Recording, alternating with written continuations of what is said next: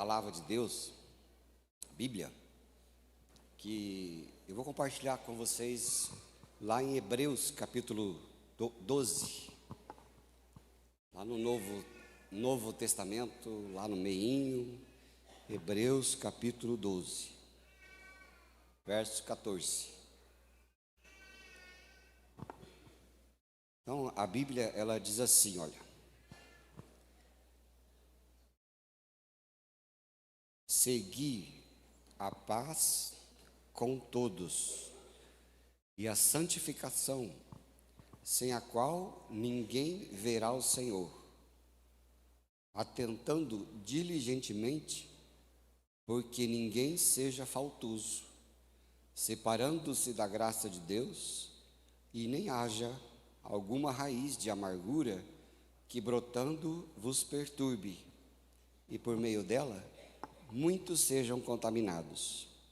E nem haja algum impuro ou profano, como foi Esaú, o qual por um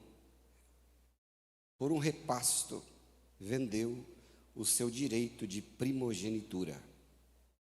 Pois sabeis também que posteriormente, querendo herdar a bênção, foi rejeitado, pois não achou lugar de arrependimento, embora com lágrimas o tivesse buscado.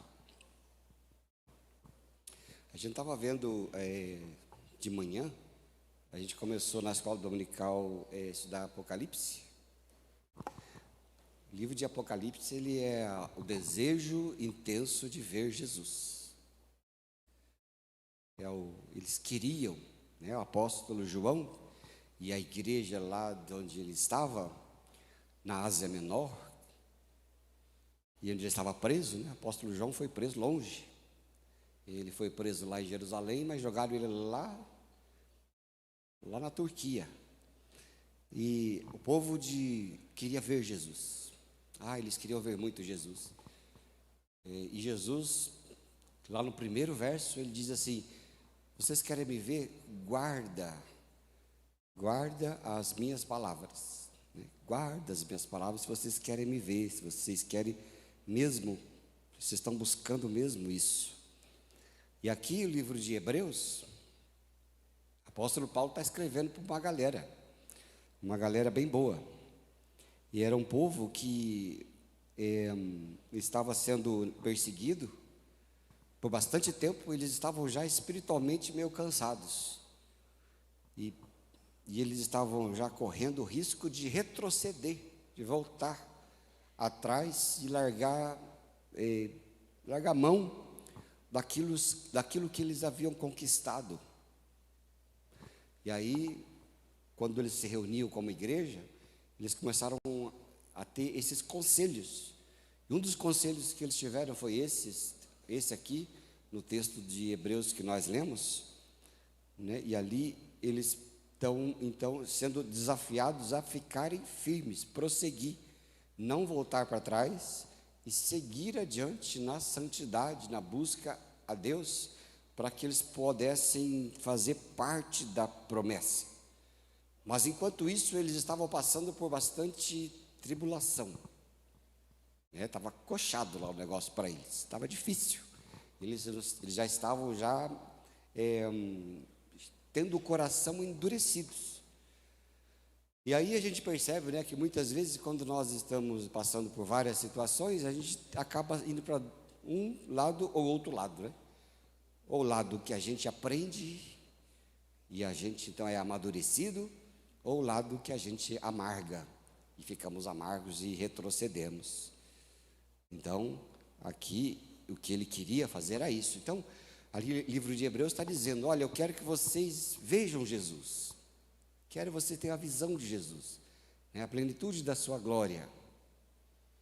A pessoa, eu não sei como é que você anseia por isso, mas nós todos temos um momento que nós vamos chegar a ver Jesus de igual maneira. Vocês concordam comigo?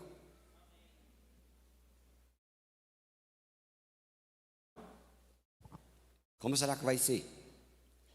Vamos chegar um dia, nós vamos ver, de alguma maneira, ele descendo, a gente subindo. Não sei como será, mas vai acontecer, mas a gente anseia por vê-lo, anseia por estar na sua presença. Esses dias estava vendo, alguém estava conversando, não sei onde é que a gente estava conversando, se Jesus era bonito, se era feio, acho que foi lá no Londrina. Se Jesus era bonito, se era feio, a gente não sabe, né? Porque alguns radicalizam, vai lá em Isaías, que não havia nele formosura nenhuma, aí outros já ficam pensando no Jesus o The Chosen. Aí fica pensando, né? Não, deve ser bonito, não, deve ser feio. O que vocês acham? Ele é bonito ou é feio? Já pensou? Na igreja dele, perguntando se ele é bonito ou é feio? Vou receber o zap. O pastorzinho, que você está querendo o quê? Não importa. Importa que nós veremos a sua glória, sua presença. Nós queremos vê-lo, né? Você não quer ver? Sim ou não? Vocês estão aí hoje? Então vocês querem vê-lo? Aí sim. Nós queremos vê-lo, né? De alguma maneira. Queremos ver o Senhor, ver a sua glória, ver como Ele é, ouvir as suas palavras. A Bia aqui cantou um cântico tão precioso, né? Se ela fosse um pouco mais pentecostal, ela tinha girado no manto aqui, mas como ela é metodista, ela se conteve. Ela falou assim, disciplina, metodista, reine. Aí ela ficou quietinha, levantou, fez tudo certinho, né? Mas se fosse para pentecostal, ia girar no manto, e já ia rasgar um glória, né? E já ia mandar todo mundo se ajoelhar para ficar aos pés do Senhor. Sei lá, né? Mas fica aí, né? Fica a dica aí, pode fazer se você quiser, não tem problema. Mas já está ali, vendo, participando, queremos viver, queremos estar. E aqui no livro de Hebreus, esse pequeno texto que nós lemos, ele está dizendo para que você veja. E você veja de tal forma e prossiga de tal forma que você não perca essa oportunidade. Que você viva de tal forma a vida e você prossiga no caminho de modo com que nada tire você do propósito, da reta. Nada tire sua vida, seu olho, seu pensamento da meta. E aí ele fala várias coisas aqui, desse pequeno texto, ele fala para nós, começa, não é, dizendo para a gente que devemos buscar a santificação, porque a santificação é quando Deus tira o mundo de dentro da gente, e ele fala assim, vigie para que nenhuma raiz de nada cresça dentro de você, de modo que você seja contaminado e não preste mais para o reino. E depois ele continua falando para a gente que a gente não perca a capacidade de trocar aquilo que é eterno por coisas tão temporais, coisas que passam depressa e passa rápido. Então, ele fala para nós aqui e ele deseja que a gente prossiga nesse caminho de conhecer mais e mais a Jesus. No versículo 14, então, ele começa dizendo assim, e primeiro conselho que ele dá para a gente, como crentes, como os irmãos, a igreja que se reúne aqui em Bandeirantes, ele fala assim, sigam a paz com todos e a santificação, sem a qual ninguém verá o Senhor. Sigam a paz. Essa palavrinha sigam carrega essa ideia de diligentemente perseguir. Perseguir sempre, se empenhar nessa direção. E que nada impeça a gente disso. Não é ninguém aqui entre nós se torna espiritualmente maduro simplesmente porque passamos algum tempo aqui na igreja. Tem uns que estão há 20, outros estão há 2, outros estão há mais de 40, ou assim vai por diante. Mas o tempo acumulado, ele não significa muita coisa. Pelo contrário, às vezes o tempo atrapalha. Porque a gente está tão acostumado a viver dessa forma, que a gente começa a não se importar mais com a vida com Cristo, nem que Ele seja formado na gente. né? A gente continua vivendo do mesmo jeito. Tem pessoas com muitos anos de vida cristã que continuam reagindo às frustrações às frustrações, à raiva e tantas coisas, exatamente do jeito que chegou. Ou seja, não sei quantos anos atrás, mas parece que estão do mesmo ponto. Não sai do lugar.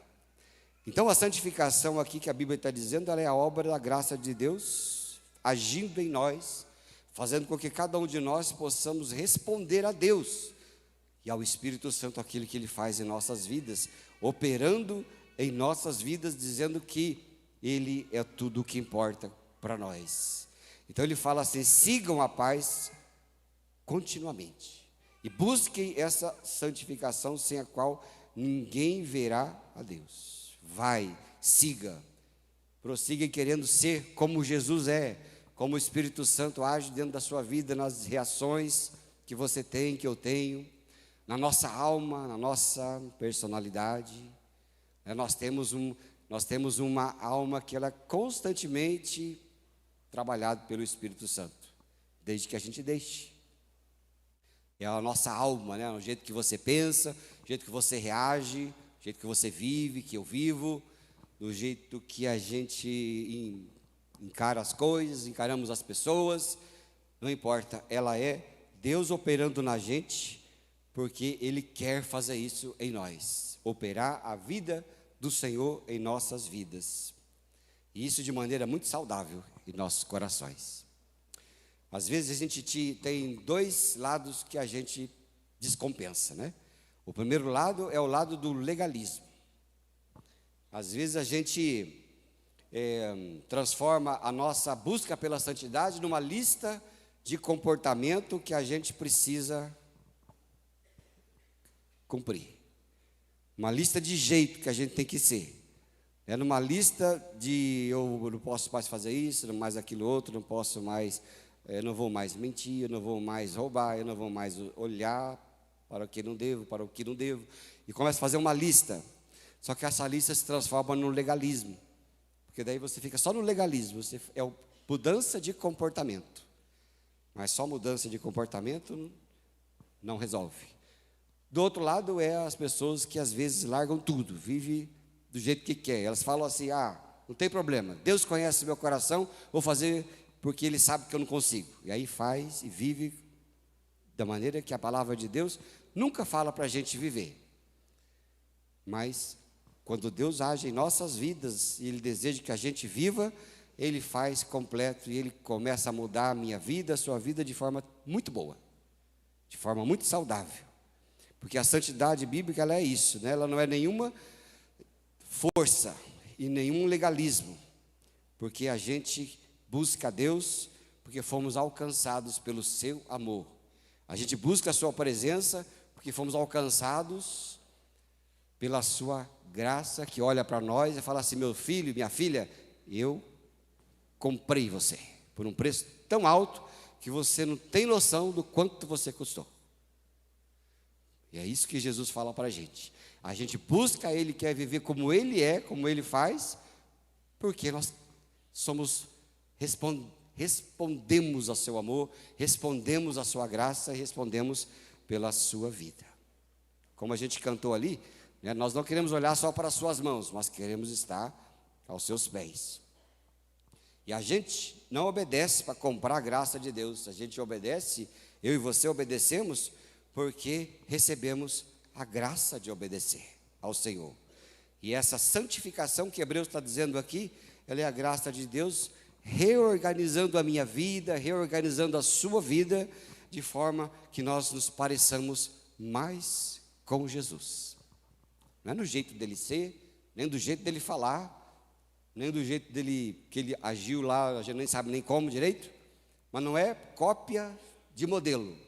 É o nosso coração santificado como o coração dele era santificado na sua intenção, onde ele mais do que tudo desejava cumprir e viver na presença do seu Pai Celestial.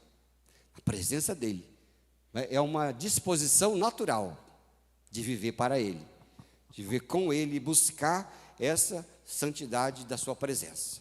Então Hebreus está dizendo assim: para nós, né? Ali no verso 14, sigam com todos e a santificação, sem a qual ninguém verá a Deus. Então é isso que ele está mostrando para a gente. Se você quer ver a Jesus, se você quer andar com Jesus, se você deseja atingir aquela meta, né, aquela meta saudável de vê-lo, de participar do seu reino, então busque a santificação para que isso não seja um impedimento para você. Você não seja impedido de vê-lo, impedido de alcançar a sua promessa, que você não seja parado no meio do caminho, mas que a santificação seja um alvo da sua vida, um alvo da minha vida, em que a palavra de Deus vai entrando em nosso coração, entrando em nosso ser. É isso que a Bíblia diz para nós. Ela fala exatamente isso para a gente. Deixa a minha palavra entrar em vocês. Jesus é tão específico nisso, toda vez que ele falou, deixa, se alguém quer vir a mim, ou me ouve, e anda nas minhas palavras, eu estarei nele, e ele estará comigo. É aquilo que a palavra de Deus faz na minha vida e na sua vida. É nós sendo seus recipientes. É nós estamos abertos para ouvir o que ele fala, o que ele é, eu quero viver, eu quero andar. Irmãos, irmãs, sabe quantas vezes a gente fica assim meio já, a nossa mente já acostuma, né, com muitas coisas, né? Diz que a repetição, ela é muito ruim, porque a repetição nos faz acostumar com coisas que a gente não poderia ficar acostumado. E a gente, então, às vezes fica com a nossa vida de palavra de Deus bem fraquinha, porque a palavra de Deus não está entrando mais em nosso coração. Então, presta bem atenção nisso. Para você ver Jesus, se você deseja ver a Jesus, deixe a sua palavra entrar na sua vida. Amém? Leia, ore, busque ou ouça, mas deixa ele entrar na sua vida. É perguntar o que Jesus falaria nessa situação, o que Jesus faria nessa situação. Como está sendo a minha vida? Como está sendo as minhas atitudes? Será que Jesus está entrando em mim? O Espírito Santo está entrando no meu coração e está deixando a minha vida cada vez mais parecido com Ele? Será? E é isso que o Senhor fala para a gente, quando fala para nós, né? Sigam com todos, sigam a paz com todos e a santidade, porque sem isso você não verá. Isso é uma coisa interessante da gente nunca deixar despercebido. Ver a Deus e buscar sua presença. Lá em Londrina, na igreja central, no primeiro andar, todos os andares tem uma plaquinha em cima. No primeiro andar tem uma plaquinha muito interessante que diz assim: a conversão tira a pessoa do mundo, a santificação tira o mundo da pessoa. Olha que coisa interessante. É a frase de John Wesley.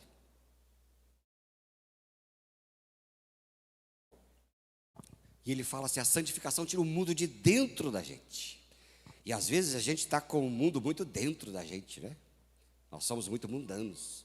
E é terrível a nossa vida, a nossa carne, porque ela realmente pega as coisas que o mundo oferece. A gente sai por aí, parece que ela vai grudando na gente, né? Ela gruda os costumes, ela gruda as palavras, ela gruda o jeito de ser, gruda tanta coisa, e de repente a gente está todo cheio de carrapicho. Vocês lembram de carrapicho? Teve uma época que as pessoas andavam no meio do mato e pegavam um negocinho na calça, uma bolinha assim, que chamava carrapicho ou outro nome qualquer que tinha lá. Alguém lembra disso? Alguém não conhece isso? Porque às vezes a gente já não anda mais nem meio de mato mais, né? Aliás, nossa vida nem tem muito mato mais. Aqui até que tem, né? Mas a gente vai andando assim e vai enchendo a roupa de coisa. Nossa vida também é assim. Neste mundo que não tem Deus, que não tem a sua palavra, que não ama Jesus, que Jesus para eles é uma vergonha, que é uma coisa já ultrapassada, que não se vive mais. Então as coisas deste mundo andam pegando na gente, e a gente vai falando como o mundo, vivendo como o mundo, tomando atitudes como o mundo, respondendo como o mundo sem Deus faz, e de repente nós não temos nada de palavra de Deus. Mas nós, crentes, não podemos ser assim. Amém, irmãos? Olha para o irmão do lado aí e diga: não pode. Viu? Não pode. Eu faço que nem faço para o Bonerge lá em casa. Já falei para vocês do Bonerge, né? O Bonerge não pode, ele sabe que não pode. Não pode, ele não vai. Às vezes eu vejo o Espírito Santo fazendo isso comigo. Não pode. Eu falo: meu Deus, misericórdia, Senhor. É ou não é? Não pode. Viver como o mundo vive. Respondendo como o mundo responde. Vivendo como ele faz as coisas. Nós somos homens e mulheres chamados para uma vida de santidade. Não adianta a gente falar diferente, porque depois chega lá, você não entra. E como é que faz se chega lá, você não entra? É tão ruim não entrar, não é, gente? Das coisas, né? Já foi em algum lugar que você foi impedido de entrar? Quem já foi? É ruim, né? Se você chega na porta do céu, ou sei lá que céu que é esse, não sei se céu é esse céu, se o céu é tridimensional, é o céu de Deus, é o céu de Deus. Não queria saber qual que é o céu. Mas você chega lá no céu de Deus e quando você chega na porta, ele olha para você e fala: ah, você não pode entrar, não te reconheço. Não conheço você, você não tem o jeito de crente, você não tem vida de crente, você não tem nada de crente, você não tem nem o espírito de crente, como é que faz? Aí ele aperta o botãozinho assim, de um alçapão, assim, para baixo. Aí você desce. Lascou, né? Aquele alçapão, tem um alçapão de baixo, você olha para mim. Não vai, né? Não, você não pode entrar aqui, rapaz. Você não aprendeu nada, não viveu nada. Jesus, a palavra dele não está em você, ele não te conhece. Aliás, eu mandei falar assim: ô Jesus, vem aqui, tem uma pessoa ali que chama Marcelo, Timóteo, ele quer falar com você. Aí Jesus fala assim: quem? Já aconteceu isso com você? Alguém queria falar com você, você falou: quem? Manda embora. Nunca vi falar. Mas depois ele chega e fala assim: ô Jesus, tem aqui a dona Mie Moribe. Opa! Pode chegar. Essa eu conheço. Ela tem santidade na vida, o jeito dela falar, dela viver, eu vivo com ela, eu sei quem ela é. Não é? Então Jesus fala assim: segui a paz com todos e a santificação, senão ninguém verá a Deus. Você tem que ficar percebido. Se você está... A pergunta toda nisso aqui não é, né? Às vezes a gente continua dizendo assim, não é se existe alguma coisa errada que eu esteja fazendo.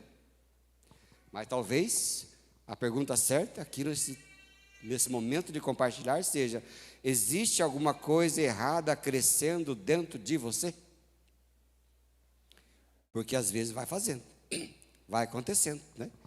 Então ele diz assim para nós: ó, busca a santidade de Deus. John Wesley, o ponto, você estava falando com os irmãos lá da faculdade do Semetri, eles estavam estudando sobre igreja, e cada um tem um aspecto da igreja, né? Calvino tinha um aspecto da igreja, Lutero tinha um aspecto da igreja que era a igreja para ele, e quando chega em John Wesley, ele fala: a igreja para mim, ela é santa, ela é única, ela é comunitária e ela busca a santidade. John Wesley é o homem que acrescentou para frente a questão da santidade.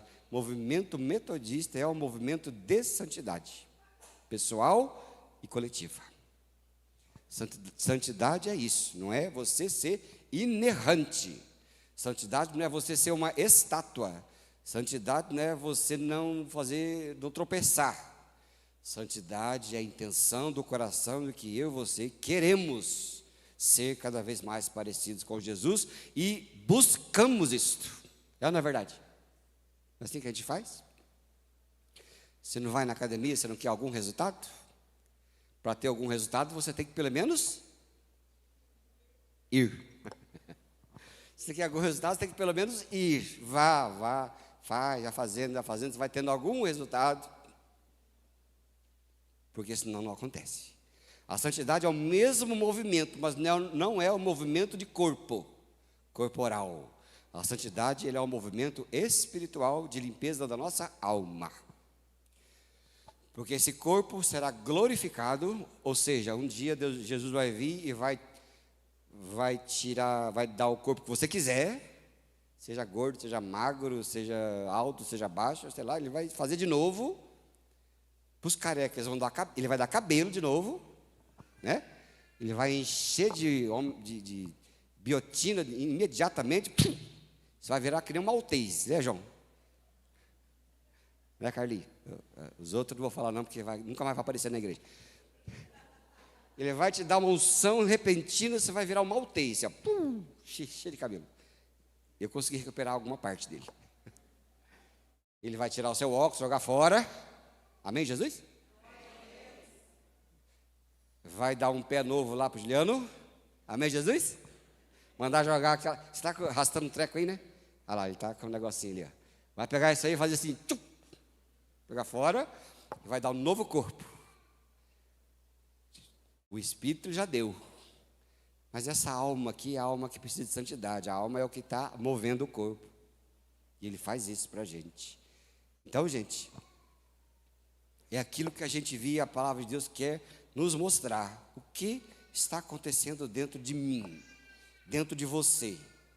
Quando você perceber alguma reação exagerada na sua vida, procura saber o que está acontecendo. Às vezes você pensa assim, por que aquela crítica me doeu tanto? Sou doentinho? Ou sou muito feridinho? Como é que é outra palavra que fala? Eu sou muito... mimizento. Isso. Sou muito mimizento. Quem é mimizento aqui, Agamão? Mimizento não tem ninguém, mas mentiroso? Viu um monte. Você é mimizento?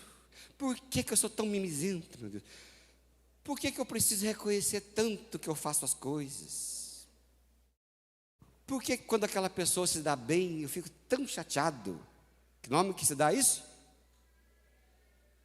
Olho gordo, né? Por que eu continuo voltando sempre a minha mente para aquela ofensa que me fizeram, que eu nunca esqueço? Conhece alguém assim? Por que eu estou buscando prazer nessa compulsão que eu não quero deixar? Por que está acontecendo isso comigo? Por que eu estou voltando às práticas que eu fazia antes? Às vezes tem que pensar assim, porque a santificação que a palavra de Deus diz para nós, não é viver esmagado pela culpa, também não é isso. Mas quando o Espírito Santo revela um pecado, uma prática ruim para você mesmo, porque todo pecado não é que Deus quer que você fique fazendo coisa certinha e te fica dando pirulito quando você acerta. Não é isso. O pecado é Deus te protegendo e me protegendo de nós mesmos, do mal que a gente provoca na gente. E Ele revela, e quando Ele revela, você empurra para o lado. Você fala, eu não quero porque eu quero Jesus na minha vida.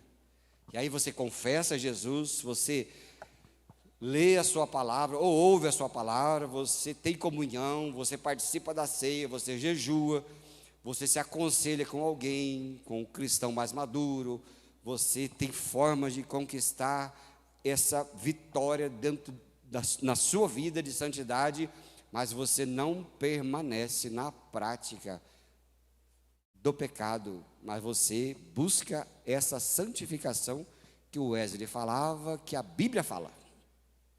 Sigam a paz com todos e a santificação.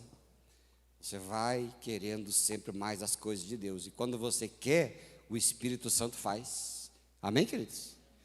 Diga assim, o Espírito Santo não me pede nada que não me capacite a fazer. Ele capacita. Santidade, vida com Ele, amor, paciência e tantos dons você tem, porque Ele te dá. Se você quer, Ele te dá. Eu estava vendo aqui, de novo, estou ficando feliz. Laércio, estou ficando feliz de novo, porque as mangueiras estão cheias de flores. Vou engordar mais 4 quilos só com manga, no final do ano. Porque ano passado engordei 4 quilos com manga, só com manga, vê se pode coisa. Mas dá-lhe manga, né? O que é que você precisa falar para a mangueira da manga? Nada. Ela simplesmente produz a manga, porque ela é uma mangueira. Nós devemos ser da mesma natureza de Cristo. Ele produz o desejo em nós de buscar a sua presença, buscar a sua santidade. E ele fala assim: eu quero ter uma grande colheita na sua vida, porque eu quero que você me veja. Quando você chegar na minha presença, eu quero olhar para você e dizer: eu te conheço. Amém? Eu conheço você, sei que você você andou todo esburacado, mas não tem problema, o seu coração é reto. Porque às vezes é assim mesmo, né?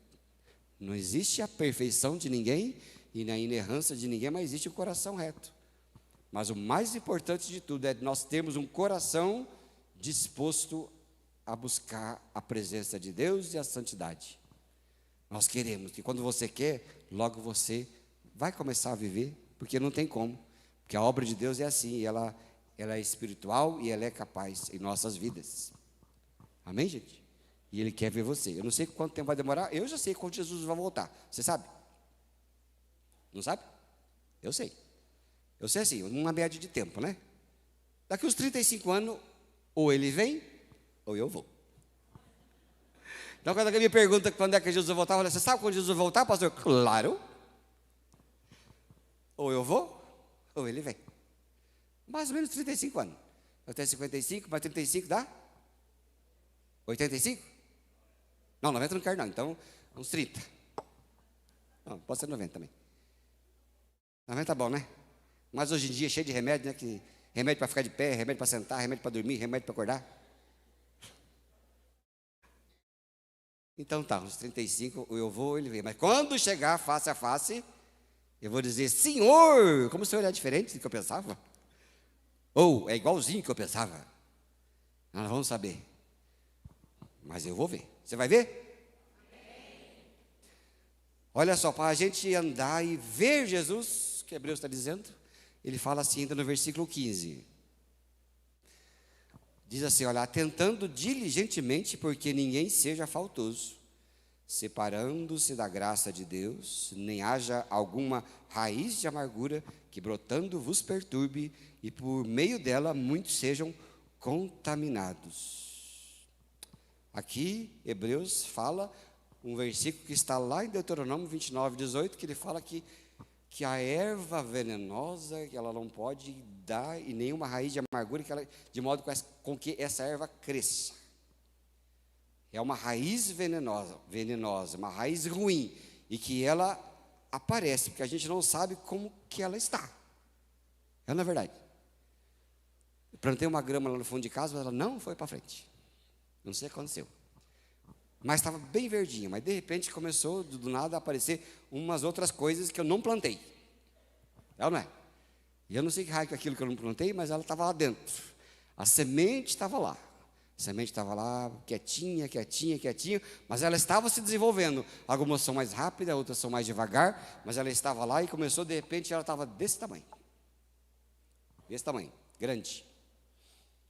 E aí, aqui a Bíblia em Hebreus está falando assim: olha, não deixa nada, não deixa a corrupção da sua alma na raiz, que nada cresça, para que ela não brote, não apareça os seus frutos.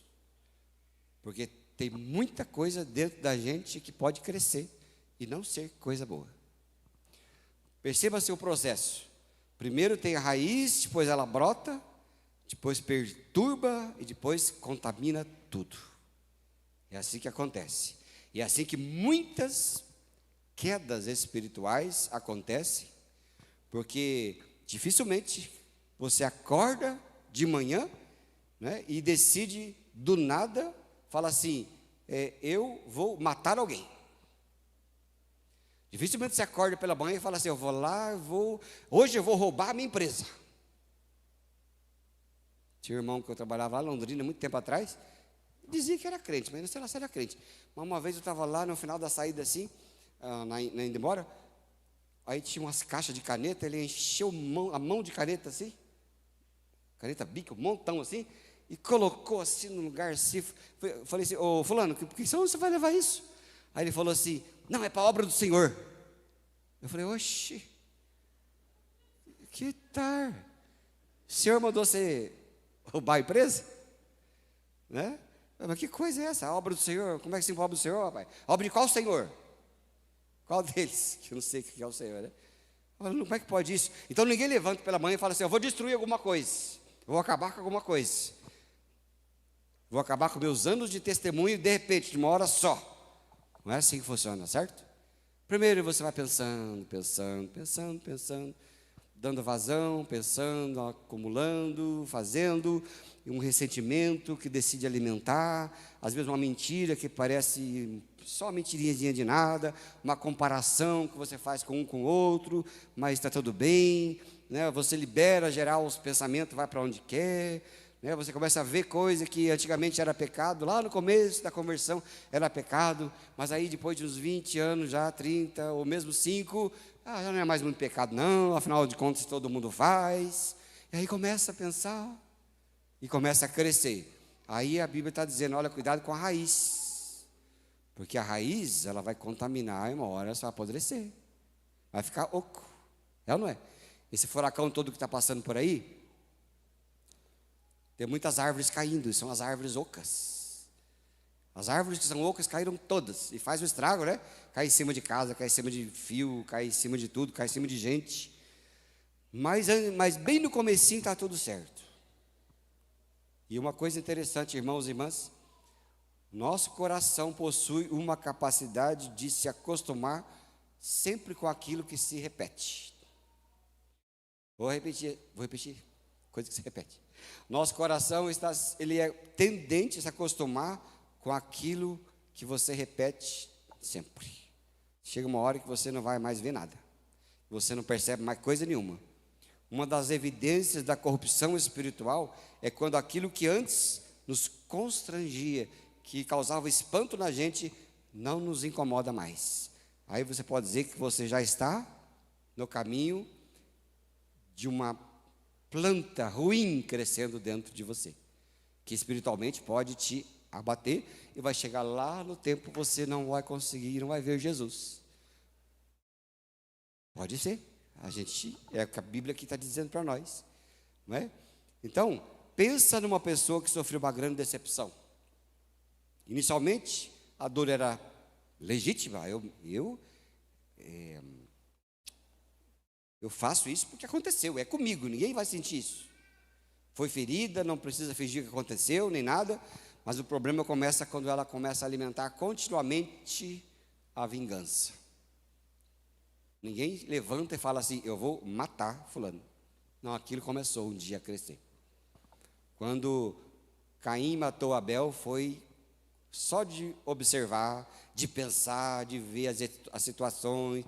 Mas esse menino aí é o preferidinho, ele diz que está assim com Deus, né? O pai gosta mais dele, eu trabalho aqui, ele trabalha lá, como é que foi? De repente chega uma hora que ele matou, que ele foi crescendo devagar. E hoje a gente não mata as pessoas, na maioria das vezes, com uma arma. A gente mata no coração. E quando a gente mata no coração, Jesus falou que o nosso coração se torna homicida. Não é verdade? Se torna homicida, a gente mata as pessoas dentro da gente. Que coisa, né? Então a gente tem que tomar cuidado com as raízes, porque pode estar sendo corrompida a nossa vida espiritual. Quando o sucesso dos outros começa a produzir incômodo na gente. Raiz. Quando sentimos prazer secreto na queda de outra pessoa. Você acha que crente pode ser assim? Não pode, né? Quando a gente precisa falar mal de uma pessoa para nos sentirmos melhores. Quando a gente justifica a grosseria dizendo: o meu jeito é assim mesmo. Não olha para mim. Tem gente que ela fala assim: você tem que mudar seu jeito. Mas meu jeito é assim mesmo. Não, estou tentando mudar. Está dando certo, será?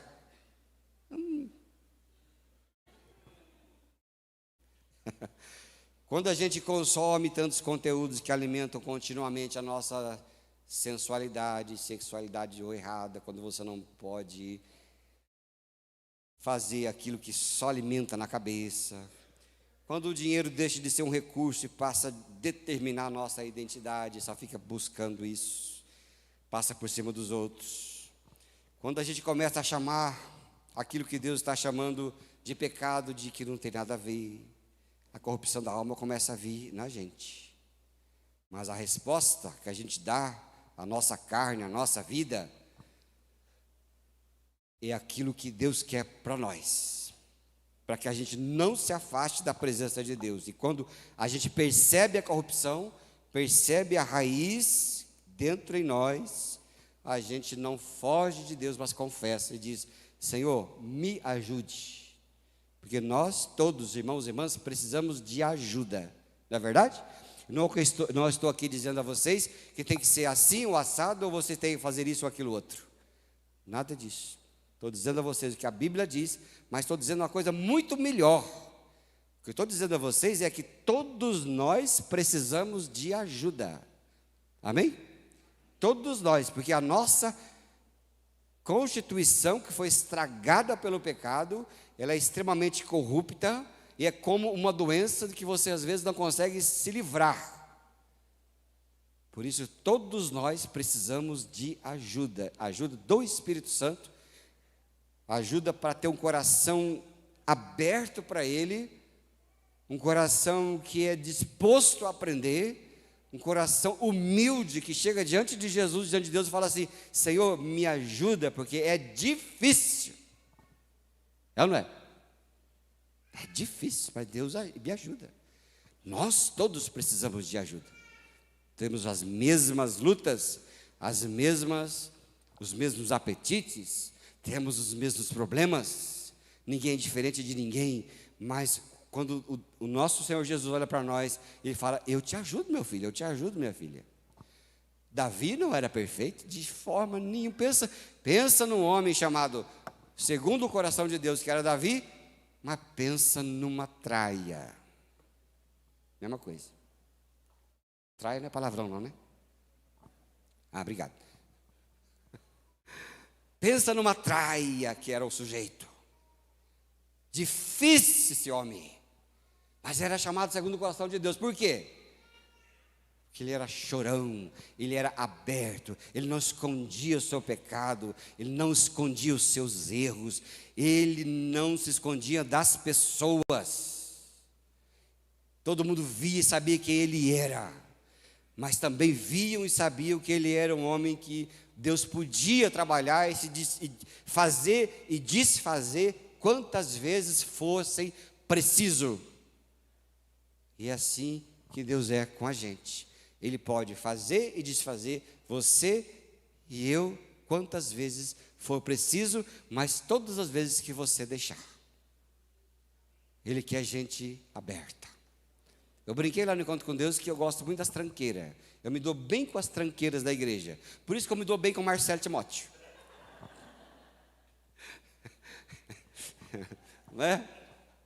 Aí ele fala assim: eu sou amigo do pastor. É tranqueira. Eu só me dou bem com as tranqueiras, porque eu gosto das tranqueiras. De vez em quando eu levo os rasteirão que só Jesus. Não é? Mas eu gosto daquela tranqueira que vem e fala assim: olha, eu pequei, está aberto, todo mundo viu, todo mundo está vendo. Mas ele vem, ele fala e se abre.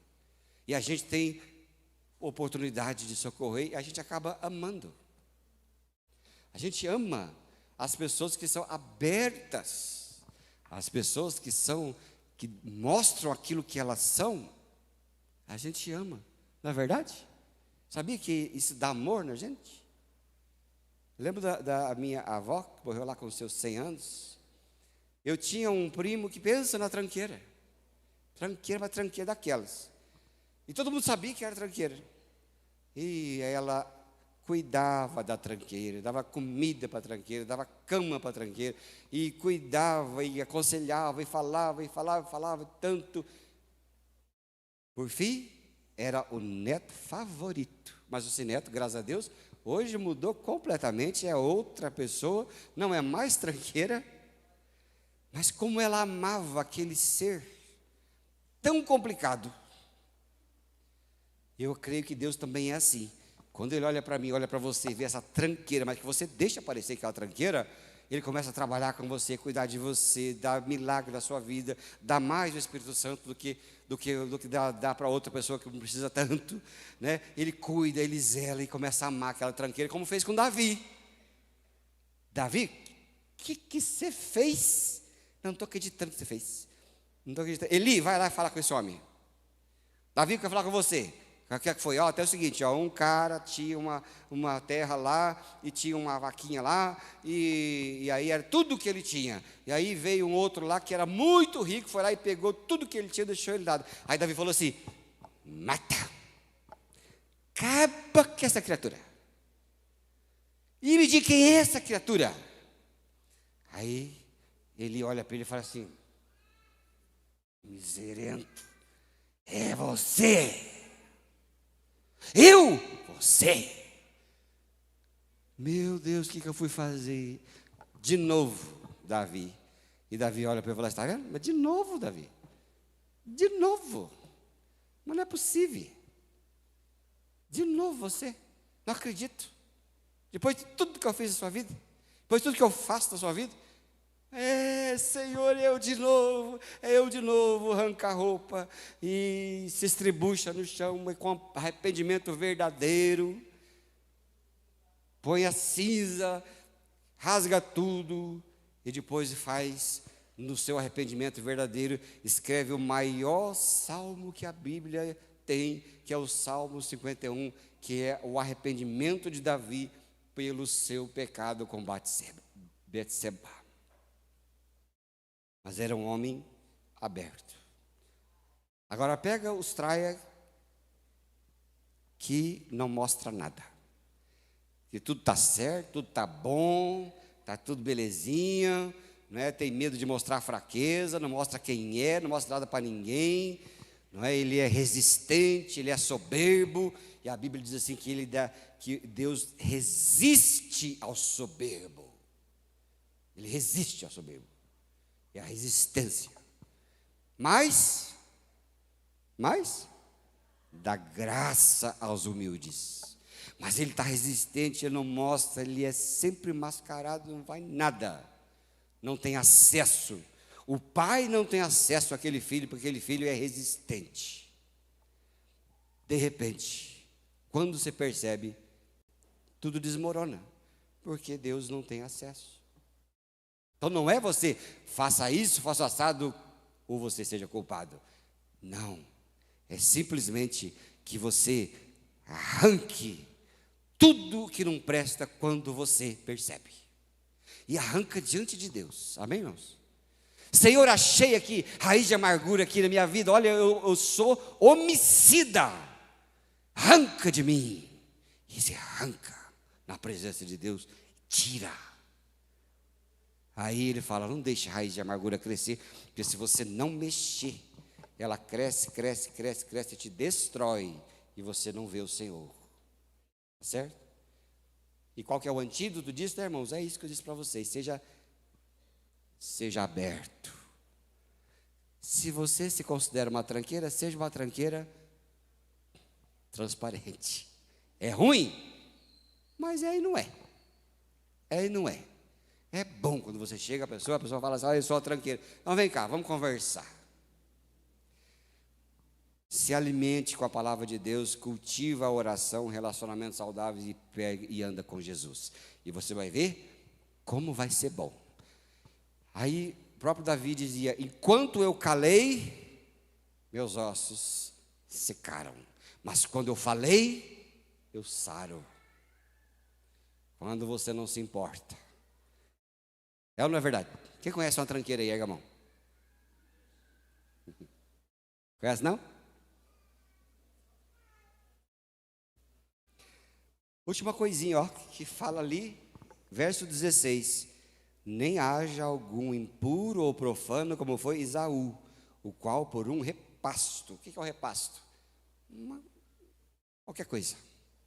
Vendeu o seu direito de primogenitura, suas riquezas, ele não foi mais herdeiro.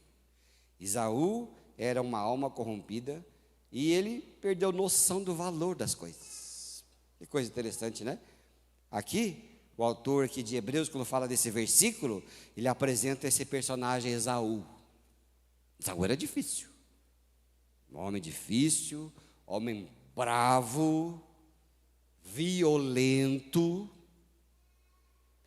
Tão violento que quando Jacó foi restaurar a amizade com Esaú, ele mandou sete caravanas na frente antes dele chegar, cada um com um presente, cada um dizendo: meu senhor, o Jacó, o Israel, está vindo ao seu encontro. E foi indo 7 para chegar até Esaú, tamanho é o medo que ele tinha. Aí, que quando você olha lá atrás da história, você pode pensar assim: não, mas é o seguinte, como alguém pode trocar algo tão valioso por uma refeição? Não é assim? Uma refeição, apesar que troca, né? Ó, vou dizer uma coisa, ó, passa você 3, 4 dias sem comer nada. Combinado? Pensa, não é para você fazer, pensa. Você não come nada. De repente, eu vou lá e corto os bacon, assim, ó. Uns bacon, umas coisas gostosas, umas linguiças calabresa, deixo cheirando, e você, o que acontece com você? Você enlouquece, né? Você enlouquece. Mas foi mais ou menos isso que apareceu com ele. E ele então olhou para o repasto, não sei que repasto que é esse, olhou para o repasto e falou assim: eu troco com você, me dá de comer que eu vou trocar com você. E ele fez, trocou. E aí, essa história de Esaú representa alguém que permitiu que uma necessidade momentânea se tornasse mais importante do que aquilo que é permanente. Presta atenção. Muitas vezes em nossa vida com Deus, acontece isso direto, um monte de gente, cristãos afora, que simplesmente faz isso, por uma necessidade momentânea, troca por algo que é valor eterno. Toma uma decisão ridícula, pequenininha, depois se arrepende, porque poderia ter feito de outra maneira. O problema ali de Esaú não era só a fome, mas era algo maior da vida dele. Esaú, ele olhou para o prato e esqueceu da primogenitura. Às vezes, o pecado é assim em nossas vidas, ou as escolhas erradas da nossa vida são assim. Às vezes você olha para aquilo que momentaneamente te enfeitiça, e você então esquece da herança. Olha que coisa, né? Esquece da herança. É exatamente assim que muitas decisões ruins são tomadas, porque às vezes o pecado frequentemente diz assim: eu quero isso agora, mas a santidade pergunta: mas o que isso fará com você depois? Hein? Você pensou? Não, eu quero agora, quero fazer agora. Mas depois, o que isso vai fazer com você depois? Você calculou? Calculou até onde você está disposto a chegar? Até onde você está disposto a sofrer? Ou o que você está disposto a perder? E essa vidinha nossa aqui dura 70, 80 anos, vai embora. É assim mesmo. É assim com todo mundo. É comigo, vai ser com você, vai ser com todo mundo. Não é verdade? Vai acabar rapidinho. Só que o que tem na frente? Parou para pensar? É uma eternidade na frente. Há uma eternidade na frente. Há uma alegria que nos está proposta na frente, que terá valor permanente. E às vezes a gente troca o permanente por aquilo que acaba rapidinho, por um desejo, por uma coisa, por uma briga, por uma riqueza, por uma herança, por uma pessoa, uma amizade. Às vezes você troca aquilo que é momentâneo, mas você não calcula depois que pode ser para frente. Esaú pensou dessa forma, querido, desse jeito que ele colocou a sua vida. Então, irmãos e irmãs, não troque coisa passageira por coisa que é eterna. Pense bem. Quando a decisão estiver na sua frente, você fala: Jesus, vale a pena, ou vale a pena perder isso? Não ver mais o meu Senhor por causa disso? Vale a pena uma decisão rápida para algo permanente? Vale a pena, né? Calcule. Às vezes não vale a pena. O que eu estou trocando por isso? Porque, como eu disse, a nossa vida assim, ela é meio cheia de apetite, cheia de desejos, vontades, e nem tudo é bom para a gente. Mas quando tiver coisa que você desconfia na sua frente, você pergunte: isso vale a pena? É isso que Hebreus está dizendo para nós. Ele dá o exemplo de Esaú por causa disso. Esaú trocou uma pequena coisa pela primogenitura e depois se arrependeu. E depois que se arrependeu, não tem mais volta. Já acabou. É duro não ter mais volta, né, irmãos? É duro não ter mais volta. E é isso que está dizendo. Algumas decisões que a gente tem que ver. Uma das perguntas espirituais mais poderosas que podemos fazer é esta: o que eu estou trocando por isso? Se eu alimentar essa conversa, o que eu posso estar alimentando? Se eu continuar escondendo esse hábito, o que eu posso estar colocando em risco? Se alimentar esse ressentimento durante mais 5 anos, será que eu não vou matar essa pessoa? Se ganhar essa discussão destruindo aquele relacionamento, o que eu vou ganhar com isso? Porque às vezes a gente é assim, né? Ganha discussão, mas perde a pessoa. Vale a pena? Se você ainda acha que vale, tenha a sua experiência. Até você descobrir depois, né? O que eu vou destruir para acontecer isso? Coisas pequenas. E aí eu encerro só com vocês aqui sobre aquele navio grandão, né? O Titanic. Você lembra do Titanic? Lembra ou não lembra? Ou lembra só do Leonardo DiCaprio? Lembra do Titanic? A história diz que vários avisos foram dados para ele. O lugar que você está indo tem icebergs e geleiras. Eles receberam esses avisos de várias embarcações que haviam passado perto, mas eles não deram atenção. Quando, no momento que descobriram, eles estavam vendo na frente deles o iceberg tão grande que a velocidade do navio não era mais possível dar marcha ré. E se enfiou no iceberg. Então, Hebreus olha para nós e ele fala assim: sigam a paz com todos e a santificação, senão ninguém verá a Deus. Amém, irmãos? Pensa direitinho agora essa semana, tá? Que a palavra de Deus é assim, né? A igreja é o lavacar. Cadê o pessoal do louvor? Por favor, vem aqui já. A igreja é como um lavacar. Vai sujando o carro, de repente você tem que ir lá e... A igreja também é assim. A gente vai se acostumando com a vida, com as coisas, com as decisões, vai se acostumando com o modo de pensar, e o mundo vai entrando dentro da gente, e de repente a gente tem que vir e ouvir alguma coisa para que a gente fale: epa, eu preciso dar uma lavagem, preciso lavar o carro. Assim é a igreja. Esse é o que Deus preparou para que a gente não morra, mas para que a gente viva. Amém, irmãos? Não é assim? Então, por isso que a nossa oração hoje é: Senhor, mostra aquilo que está criando raiz dentro de mim. Talvez nossa oração seja esta: purifica a minha vida, meu desejo, e esse desejo, coloca em mim um desejo de santidade. E a Bíblia fala assim: eu quero que você veja o Senhor, que você não perca-o de vista, que você chegue ao final, que você chegue ao fim. E quando você chegar ali no fim, você vai ter a porta aberta para a sua vida. Amém, queridos? Vamos orar? Fecha aí os teus olhos, vamos orar junto. Em nome de Jesus. Que nesta noite você possa estar com isso em mente. Deus não quer apenas mudar nossas atitudes, mas Ele quer mudar o nosso interior, limpar o nosso interior, limpar a nossa vida. Não quer que você troque a eternidade por coisas pequenas e passageiras. Ele não quer que você deixe coisas enraizadas de modo com que cresça e te destrua.